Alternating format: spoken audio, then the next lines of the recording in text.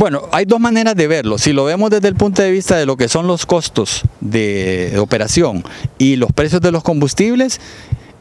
y aceptáramos que esos precios de los combustibles son los justos, pues realmente que no habría otra manera. Es decir, es justo que los empresarios de transporte exijan un ajuste o un aumento a las tarifas, pero si lo vemos desde el punto de vista de que los precios de los combustibles, que son parte del costo importante de operación de los transportistas, no es el que debería de haber, sino que los combustibles deberían estar más baratos, entonces me parece que los empresarios de transporte no hacen bien, porque un aumento en estas tarifas va a venir a complicar mucho más el nivel de vida de la población, va a venir, digamos, a empobrecer todavía mucho más a los que ya son pobres. Entonces, los empresarios de transporte y la población en general, es decir, los usuarios, deberíamos de formar un bloque conjunto para exigirle al gobierno que reconsidere los precios de los combustibles, reconsidere las políticas de devaluación de la moneda y que sea más efectivo a la hora de combatir todo el problema de la inseguridad que hay en el sector de transporte. Todo este cobro de extorsiones también aquí juega un papel.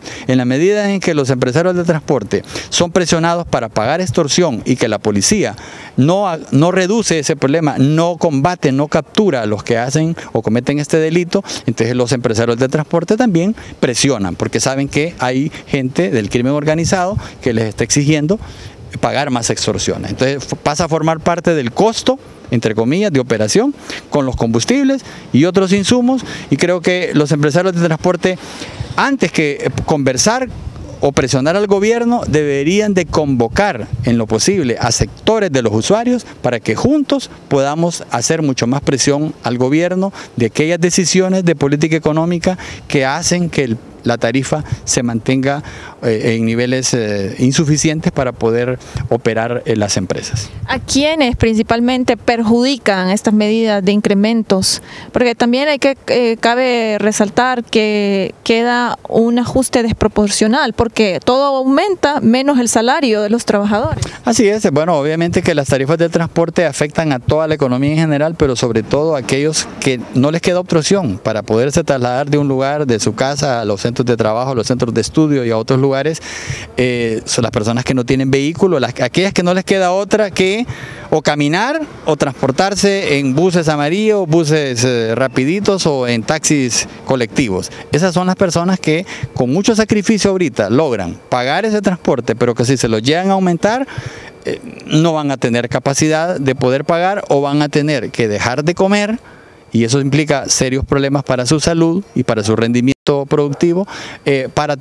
poder pagar las tarifas de transporte público. ¿Cómo debe consensuar entonces el gobierno junto con este sector transporte para no dar esta medida, para no implementar esta medida que va a causar un desequilibrio en la economía del país? Pues bueno, creo que del actual gobierno es muy poco lo que uno puede esperar, porque si es sensibilidad sobre los problemas del país, es muy poco lo que han demostrado, por no decir nada. Capacidad técnica, creo que sí la tienen, porque tienen el conocimiento, pero al faltar la voluntad y la sensibilidad, es prácticamente nada lo que uno puede esperar del gobierno, excepto si ellos se sintieran realmente exigidos por una población, presionados para no tomar ciertas medidas. Pero como la población está inactiva, las organizaciones sociales, los sindicatos, los patronatos,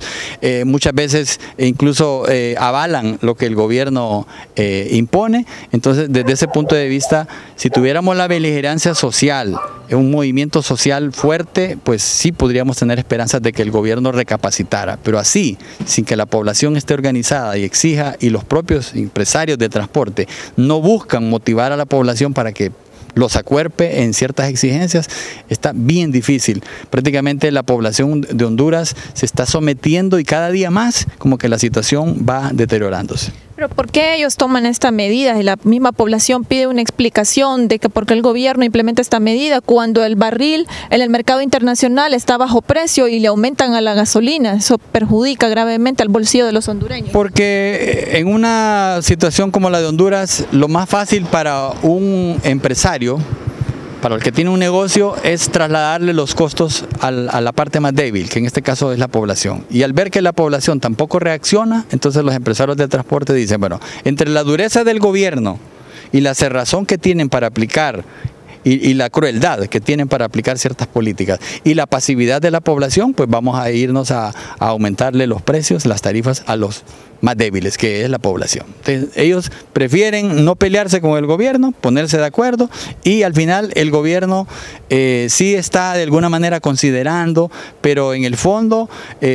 así como ha logrado imponer otras cosas, también puede imponer un aumento a la tarifa, no tal vez en los mismos números que los empresarios de transporte están exigiendo, pero sí en números parecidos. Es decir, si están exigiendo un aumento de 6 para un pasaje, a lo mejor les van a aprobar 3, y eso siempre va a significar un serio daño a las economías de las familias. Hay presión por parte de políticas externas sobre estas medidas, es por eso que el gobierno no baja los precios. Bueno, la presión es sobre las políticas macroeconómicas, ¿verdad? Sobre el mantener altos impuestos, sobre la privatización de servicios, sobre la enajenación de bienes y de empresas públicas, como está ocurriendo con las carreteras, con el servicio de la energía eléctrica, con el servicio del agua. Esas son las presiones que los organismos internacionales en esto salvan, dicen ellos, su responsabilidad, porque ellos nada más dicen que los gobiernos son los que toman las decisiones, pero en el fondo están ellos, son los que exigen devaluar las monedas, son los que exigen privatización, son los que exigen sencillamente reducir el déficit fiscal, sin importar que eso signifique reducir gastos sociales y sin importar que eso signifique aumentar más cargas tributarias. Muchas gracias.